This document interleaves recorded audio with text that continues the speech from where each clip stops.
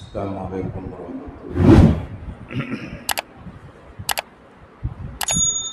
بسم اللہ والحمد للہ والصلاة والسلام علی رسول اللہ وبعد۔ اعوذ باللہ من الشیطان الرجیم، بسم اللہ الرحمن الرحیم۔ رب قد آتیتنی من الملک وعلمتنی من تأویل الاحادیث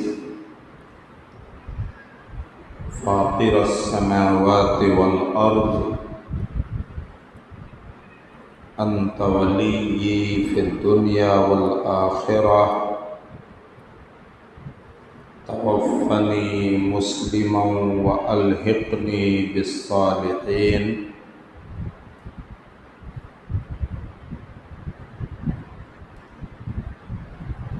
قرآن کریم کی بڑی مشہور سورت سورہ یوسف، آیت نمبر 101، شروع سے لے کر 101 تک حضرت یوسف علیہ السلام کا ذکر ہے، اور 101 جو آپ کی سیرت اور آپ کی زندگی کے تعلق سے آخری آیت ہے، وہ یوسف علیہ السلام کی ایک دعا ہے۔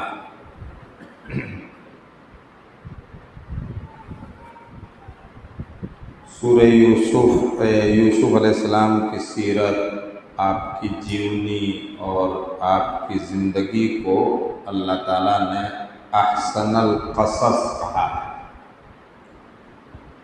بہترین بیان جو نصیحت و عبرت سے بھرا پڑا ہے۔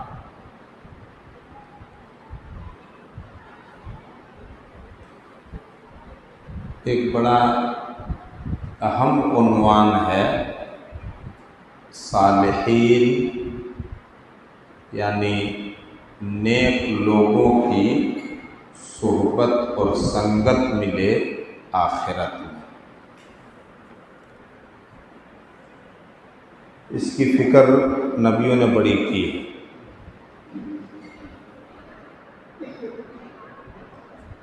حضرت عائشہ رضی اللہ تعالیٰ عنہ بیان کرتی ہیں کہ نبی اکرم صلی اللہ علیہ وسلم کا فرمان ہے کہ جب کوئی نبی مرض الموت میں مبتلا ہوتا تو اللہ اس کو دنیا اور آخرت کے بیچ اختیار دیتا، چنانچہ وہ بیماری جس میں آپ صلی اللہ علیہ وسلم کا انتقال ہوا، آپ کے گلے میں بڑی سخت تکلیف تھی،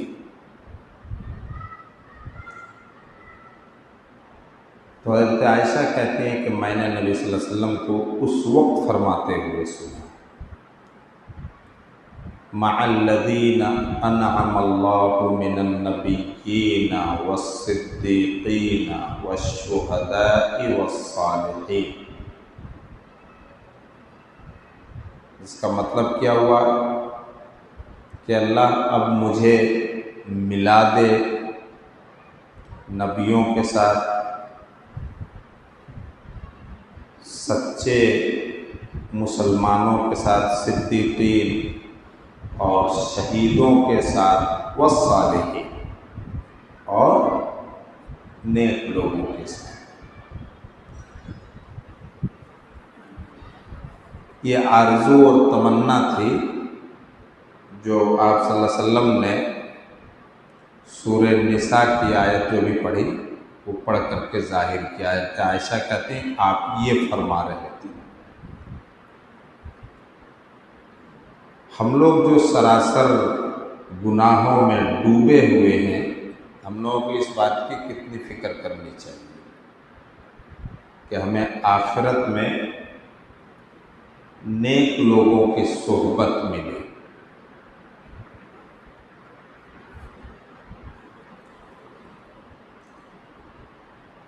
ربیعہ بن کعب بڑے مشہور صحابی ہیں اور نادار صحابی ہیں، مہاجر ہیں، سب کچھ چھوڑ کر کے مدینہ پہنچے ہیں اور صفہ نبوی میں آپ ٹھہرے ہوئے ہیں۔ آپ صلی اللہ علیہ وسلم کی خدمت خوب کرتے تھے، خاص طور سے آپ صلی اللہ علیہ وسلم جب تہجد کی نماز کے لیے اٹھتے اس وقت پانی کا انتظام کر دینا، مسواک کا انتظام کر دینا، یہ بڑی محبت کی علامت ہے۔ ہم لوگوں کے گھر والے ماں باپ بھی اس وقت اٹھنے کہیں، ضرورت پڑ جائے ماں باپ میں سے کسی کو تو ہم لوگ نہیں اٹھیں گے، اور وہ اپنی مرضی سے ایسا کر رہے ہیں۔ ایک دن اللہ کے رسول نے فرمایا، ربیعہ مانگو، کیا مانگتے ہو؟ خوش ہو کر۔ تو کیا مانگا تھا؟ آپ لوگ بھی یہ حدیث سن چکے ہوں گے۔ کہا جنت میں آپ کی صحبت اور رفاقت مانگتا۔ اللہ کے رسول نے پوچھا اور کچھ چاہیے؟ کہا نہیں، بس یہی چاہیے، جبکہ وہ نادار تھے۔ اگر چاہتے تو مدینے میں وہ بہت کچھ مانگ سکتے تھے۔ آپ صلی اللہ علیہ وسلم نے مکے سے جو مسلمان ہجرت کر کے مدینہ پہنچے ان سب کا انتظام کیا، لیکن ربیعہ نے کہا نہیں، بس مجھے جنت میں آپ کی صحبت چاہیے۔ تو اللہ کے رسول نے فرمایا، فَعِنِّي عَلَىٰ ذَلِكَ بِكَثْرَةِ السُّجُودِ، اپنی اس آرزو اور تمنا کو پوری کرنے کے لیے میری مدد کرو تم۔ کیسے؟ بِكَثْرَةِ السُّجُودِ، خوب سجدے کر کے، یعنی خوب نمازیں پڑھ کر کے۔ اب خوب میں جو فرض نمازیں ہیں وہ تو ہیں ہی، نفلی نمازیں کا اہتمام۔ تو انبیاء کے بعد صحابہ کرام کا جو طبقہ ہے وہ نیکیوں میں پیش رہنے والے، گناہوں سے بچنے والے، دین کی خاطر جینے والے تھے۔ جینا مرنا سب دین کے لیے تھا ان کا۔ اس طبقے کا ایک انسان جو نبی صلی اللہ علیہ وسلم کو خدمت کر کے خوش کر دیتا ہے، وہ کیا کہتا ہے کہ ہمیں جنت میں آپ کی صحبت چاہیے، ہم لوگ اپنی فکر کریں۔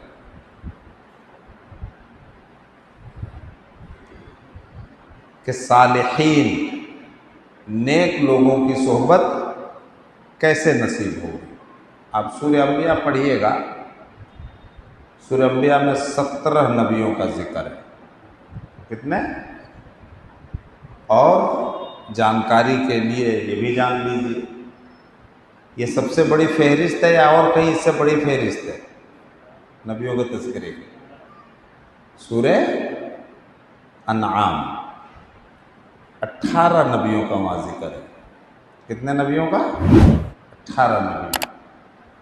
اب سورہ انبیاء میں پڑھ دیکھیں، کُلًّا جَعَلْنَا صالحین، ہر ایک کو ہم نے صالح اور نیک بنایا۔ حضرت اسماعیل کا ذکر، ایوب کا ذکر، الیسع نبی کا ذکر، ابراہیم کا ذکر، ان نبیوں کا تذکرہ اللہ تعالیٰ نے اسی لفظ کے خاتمے پر کیا ہے کہ یہ سب کے سب کیا تھے؟ من الصالحین، انہ من الصالحین۔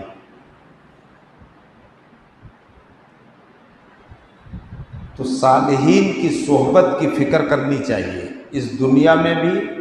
جب اس دنیا میں ہم ان کی صحبت کی فکر کریں گے تب آخرت میں ان کی صحبت ہمیں ملے گی۔ اور صرف یہ تمنا آرزو سے پوری نہیں ہوگی، عمل سے پوری ہوگی، جیسا کہ ربیعہ بن کعب کو اللہ کے رسول نے مشورہ دیا کہ خوب نفلی نمازیں پڑھو اس کے لیے۔ تو حضرت یوسف علیہ السلام اللہ تعالیٰ سے دعا کر رہے ہیں، جب ان کو ہر طرح کی خوشی مل چکی، ہر طرح کی خوشی۔ ہم لوگوں کو ایک خوشی مل جاتی ہے، کسی ایک چیز میں کامیاب ہوتے ہیں تو خوشی میں اتنا مست ہوتے ہیں کہ اگر نماز نہیں چھوڑتے کم سے کم جماعت تو چھوڑ ہی دیتے ہیں، بعد میں پڑھ لیں گے۔ ایسا ہوتا ہے کہ نہیں ہوتا؟ حضرت یوسف کو ہر طرح کی خوشی مل چکی ہے۔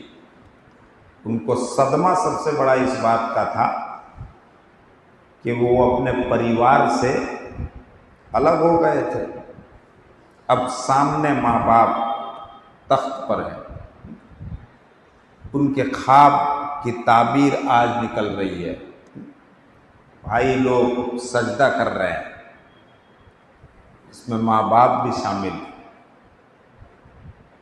کیا اعزاز، کیا عزت، ہر طرح کی خوشی مل گئی۔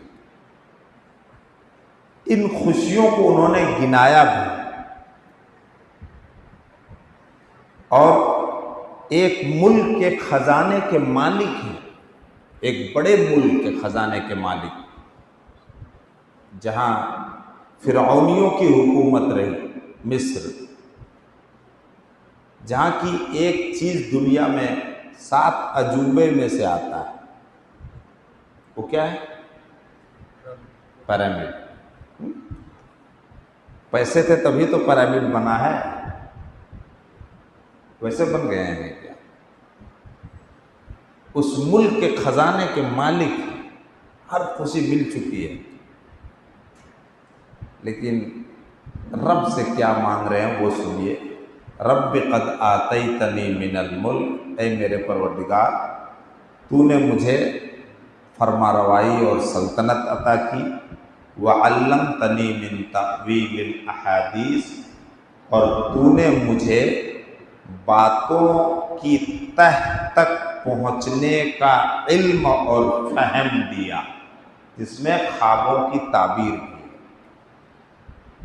علم اور فہم خاص طور سے سمجھداری، جب تک سمجھداری نہ ہو آدمی خواب کی تعبیر نہیں بتا پائے گا۔ تعویل الاحادیث کا ہی معنی باتوں کی تہ تک اور اس کی جڑ تک پہنچنے کا علم و فہم۔ فاطر السماوات والارض، اے آسمان و زمین کے پیدا کرنے والے، ساری خوشی ملنے کے بعد یہ دعا کرو، انت ولی فی الدنیا والآخرہ، تو ہی میرا کارساز ہے، کام بنانے والا ہے دنیا اور آخرت میں۔ اب 2 چیزیں سنیے۔ توفنی مسلمہ، مجھے فرما بردار رکھ کر کے موت دینا، میری موت تیری فرما برداری میں آئے۔ یہ بے حد فکر کرنے کی چیز ہے۔ ہم لوگ فتنے کے زمانے میں جی رہے ہیں۔ نبی صلی اللہ علیہ وسلم کی پیشین گوئی ہے، ایسا بھی زمانہ آئے گا کہ لوگ صبح کو ایک آدمی مسلمان رہے گا، شام کو پھر جائے گا، کنورٹ ہو جائے گا، شام کو مسلمان ہوگا تو صبح پھر جائے گا۔ یہ دور بھی آنا ہے، اس کی جھلکیاں ہم لوگوں کی زندگی میں نظر آنے لگی ہیں، خاص طور سے جو دنیا کی سیاست سے جڑے ہوئے لوگ ہیں، فرما روائی اور حکومت سے جڑے ہوئے لوگوں کے یہاں دیکھ لیجیے دین کی کتنی اہمیت رہ جاتی ہے، کہ کیسے وہ رنگ بدلتے ہیں۔ اللہ کے نبی صلی اللہ علیہ وسلم کا ارشاد بھی اس کے ساتھ جوڑ لیجئے کہ آپ نے فرمایا ایک آدمی جنت میں لے جانے والے اعمال کرتا ہے، سماج میں اس کا شہرہ ہے، بڑا نیک آدمی ہے، بڑا اچھا ہے، لیکن آخر میں جا کر کے زندگی کے آخری مرحلے میں ایسے عمل کرنے لگتا ہے جو جہنم میں لے جانے والے ہیں، پھر اس کا وہ انتقال اسی حالت میں ہو جاتا ہے، ایسے اعمال پر جو جہنم میں لے جانے والے ہیں۔ ایک آدمی ہے جو بڑا بگڑا ہے، ہر قسم کی برائیاں اس کی زندگی میں جہنم میں لے جانے والے اعمال کرتا ہے، لیکن آخر میں جا کر کے اللہ توفیق دیتا ہے، زندگی بدل جاتی ہے، نیکیوں کا پابند ہو جاتا ہے، جنت میں لے جانے والے اعمال کرتے ہیں، اور اسی حالت میں ان کا انتقال ہوتا ہے۔ پہلا جہنمی ہے اور یہ جنتی ہے۔ اس کے بعد آپ نے فرمایا انما الاعمال بالخواتیم، خاتمہ کیسے عمل پر ہوا ہے اسی کا اعتبار ہوگا۔ جس نبی کو ساری خوشیاں مل چکی ہیں، نبی خود، نبوت کا مقام کتنا بڑا ہوتا ہے، وہ ساری خوشیاں پانے کے بعد اللہ سے کیا دعا کر رہا؟ توفنی مسلمہ، ہماری ساری آرزویں دنیا میں تو نے پوری کر دی، بڑی بڑی خوشیاں تو نے عطا کی، لیکن اب میری درخواست یہی ہے کہ تو اپنا فرما بردار رکھ کر کے ہمیں وفات اور موت دینا۔ اور دوسرا ٹکڑا ہوا الحقنی بالصالحین، مرنے کے بعد مجھے نیک لوگوں کے ساتھ ملا دے۔ اس کی فکر ہم لوگ کریں، ہم اپنی زندگی کا جائزہ لیتے رہیں، دو چیزوں کی فکر کہ خاتمہ بالخیر، ایمان اور ایسے عمل پر ہو جو عمل جنت میں لے جانے والے ہیں اللہ کے فضل و کرم سے، اور مرنے کے بعد صالحین کی صحبت نصیب ہو، جس کی فکر ہمارے رسول نے بھی کی صلی اللہ علیہ وسلم، جیسا کہ بھی حضرت عائشہ سے جو روایت بیان کی سن لیا۔ اللہ رب العالمین ہم لوگوں کو جب تک زندہ رکھے ایمان و اسلام پر رکھے، اور جب ہمارا خاتمہ ہو تو ایمان و اسلام پر ہو۔ جنازے میں بھی یہی پڑھتے ہیں وَمَن تَوَفَّيْتَهُ مِنَّا اللَّهُمَّ مَنْ أَحْيَيْتَهُ مِنَّا فَأَحْيِهِ عَلَى الْإِسْلام، اسلام پر زندہ رکھنا جب تک۔ وَمَن تَوَفَّيْتَهُ مِنَّا فَتَوَفَّهُ عَلَى الْإِيمَانِ، اور وفات ایمان پر دینا۔ اللہ سے اس کی خوب دعائیں کرنی چاہیے، نبیوں نے اس کی دعا کی ہے، اور یہ بڑی فکر کرنے کی چیز ہے۔ ہم لوگ فتنے کے زمانے سے گزر رہے ہیں، اللہ رب العالمین ہم سب کا خاتمہ بالخیر فرمائے، اور ہماری نیکیوں کو اپنے فضل و کرم سے قبول فرمائے، اور گناہوں سے درگزر فرمائے۔ السلام علیکم ورحمۃ اللہ۔ سبحانک اللہم وبحمدک، اشہد ان لا الہ الا انت، استغفرک۔